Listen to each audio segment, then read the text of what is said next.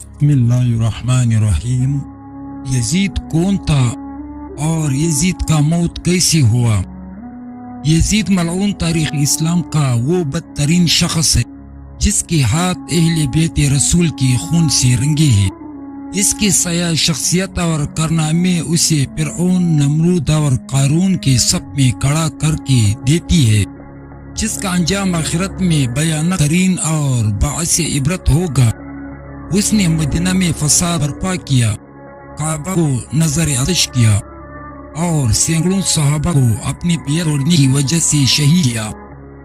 یزید بن معاویہ تھا جس کی ولادت 25 ہجری یعنی سن 645 عیسوی میں حضرت عثمان غنی رضی اللہ عنہ کے دور خلافت میں ہوئی، جب سن 60 ہجری میں حضرت معاویہ بن ابو سفیان نے امیر المومنین حضرت علی رضی اللہ عنہ سے بغاوت کر شام میں بنو امیہ حکومت کی بنیاد رکھی تو اس وقت یزید نوجوان تھا۔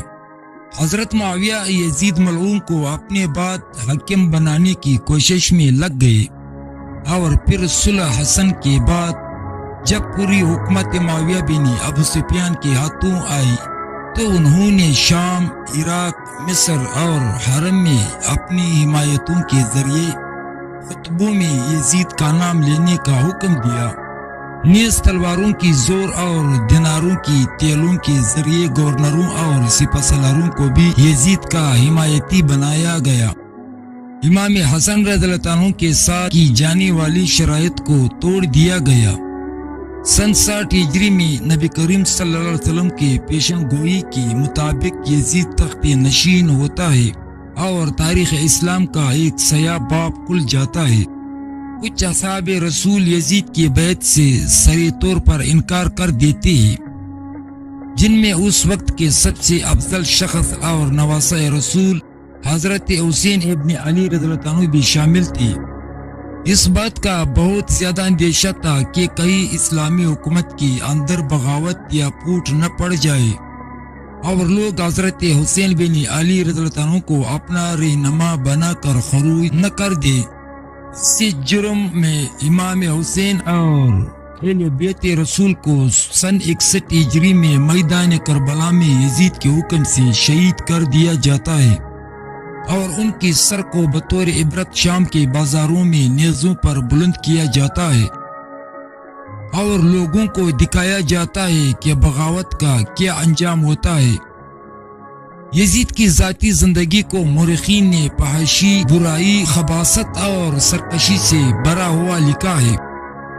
امام طبری نے نقل کیا ہے کہ حضرت عبداللہ بن حنظلہ رضی اللہ عنہ اور اصحاب کی ایک جماعت نے جب یزید کے متعلق معلومات کی اور اس کے دربار پہنچے تو اسے ایک سرکش حاکم پایا، لہذا حضرت عبداللہ بن حنظلہ رضی اللہ عنہ کہتے ہیں کہ خدا کی قسم ہم یزید کے دربار سے اس حال میں باہر نکلے کہ ہمیں آسمان سے پتھر برسنے کا خوف تھا۔ وہی ایک ہی بے دین، شراب خور، موسیقار، چلا چانے والا، کتب بندروں سے کھیلنے والا اور زنا کرنے والا شخص تھا۔ علامہ مسعودی لکھتے ہیں کہ یزید کی زندگی فرعون کی مثل تھی۔ شہادت حسین رضی اللہ عنہ کے بعد بھی یزید ملعون نے لوگوں پر بے دریغ ظلم کی۔ جب مدینہ والوں نے اس کی بیعت توڑی تو اس نے شامی لشکر کو مدینہ بیچ کر ان 3 دنوں میں سپاہیوں نے مدینہ والوں پر مسلسل ظلم کیے۔ جب حضرت عبداللہ بن زبیر رضی اللہ عنہ نے مکہ میں اپنی امارت قائم کر لی تو یزید کے حکم سے شامی فوج نے مکہ پر چڑھائی کر دی اور حرم میں منجنیق پھینکے، جس سے کعبہ میں آگ لگ گئی۔ بیت اللہ کی ایک دیوار بھی شہید ہو گئی۔ یزید کی موت کے متعلق مورخین کے الگ الگ اقوال اور روایات ملتی ہے، جن میں سب سے زیادہ باسند اور صحیح قول یہ ہے کہ شہادت حسین رضی اللہ عنہ کے واقعے کے بعد جب یزید اپنے جشن اور تکبر میں مست تھا، اس وقت اس نے مکہ پر حملہ کرنے کا حکم جاری کیا۔ یہ سن 64 ہجری ربیع الاول کا مہینہ تھا۔ چند ہی دنوں میں وہ ایک موذی بیماری میں مبتلا ہو گیا۔ اس کے پیٹ میں خطرناک درد اٹھا جس سے اس کے انتیں سڑنے لگی اور ان میں کیڑے پیدا ہونے لگی۔